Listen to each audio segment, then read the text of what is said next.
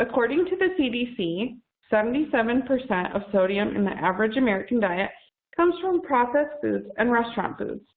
12% is naturally occurring, 6% is added at the table, and 5% is added during cooking. Let's talk about some tips for reducing the sodium in your diet, starting with steps that you can take at the supermarket. Choose fresh foods over processed foods.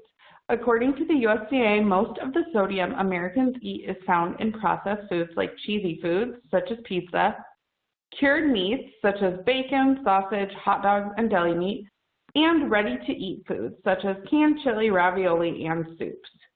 Fresh foods are usually lower in sodium. Purchase lower sodium versions of your favorites.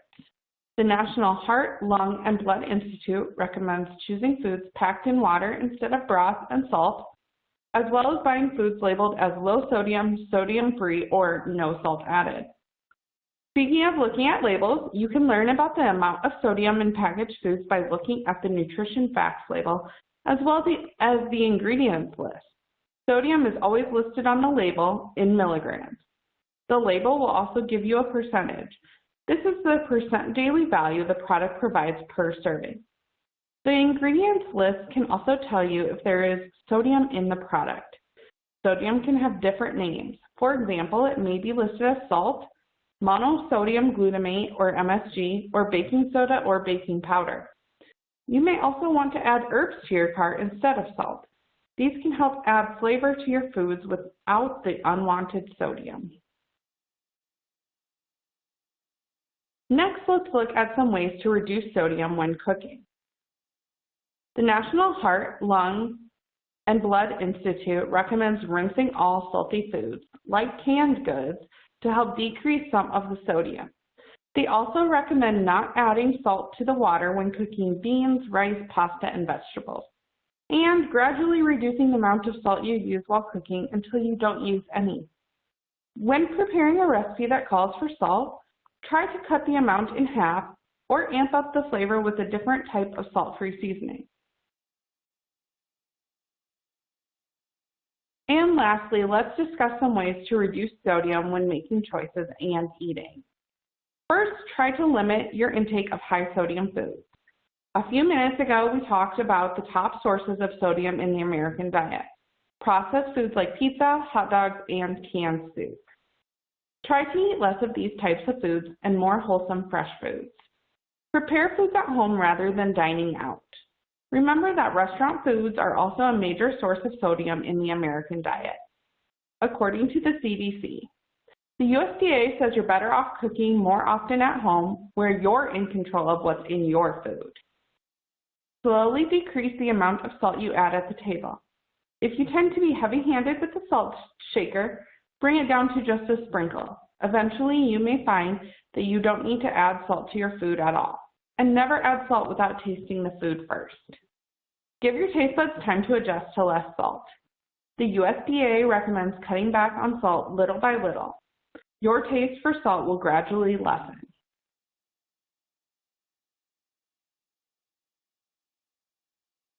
Now, let's end today's class with a quick review, and then we will move into our cooking demo. Your body does need some sodium to function, but only a little.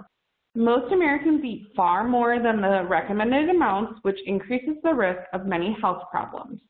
The majority of sodium in the American diet comes from processed and restaurant foods.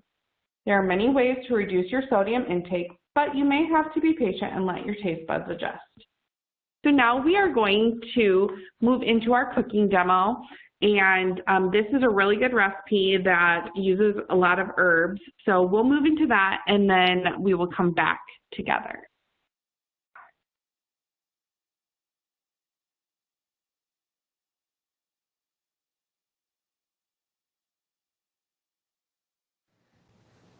Hi everyone, and thanks again for joining us. Today we are going to be making a roasted turkey breast with herbs, and this recipe comes from the American Heart Association, and I'm really excited about this recipe. It's so simple and so delicious, and you could easily throw some roasted veggies with this and make it a complete meal, maybe with some rice or some quinoa.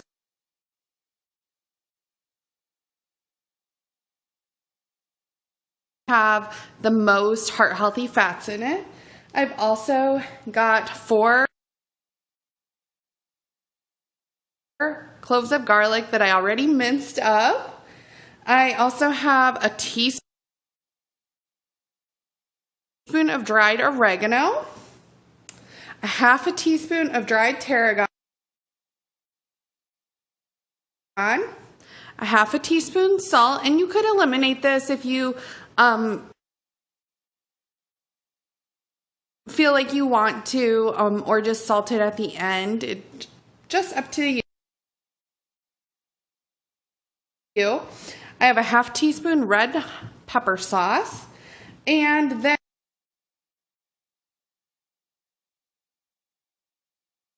basically now I'm just going to mix my ingredients together and season this. So I'm going to take my lime juice,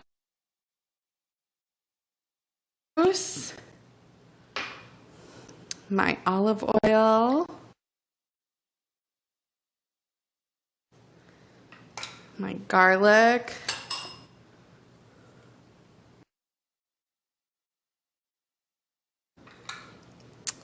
oregano, tarragon, salt, a red hot pepper.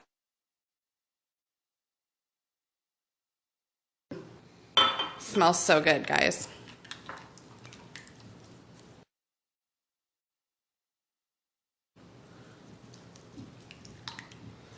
Okay, that looks pretty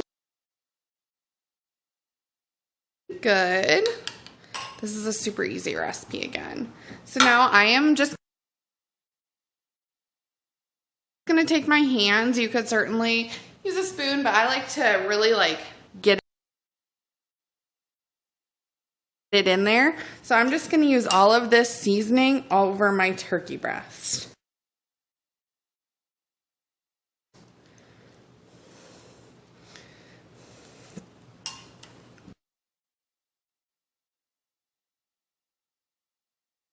Here, I'm going to flip it over.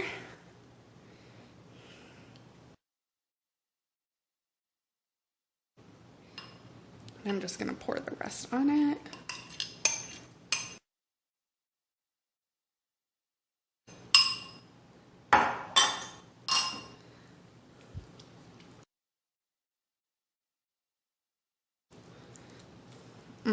Yummy.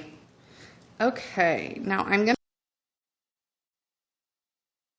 to put this in the oven at 325 for about an hour and a half.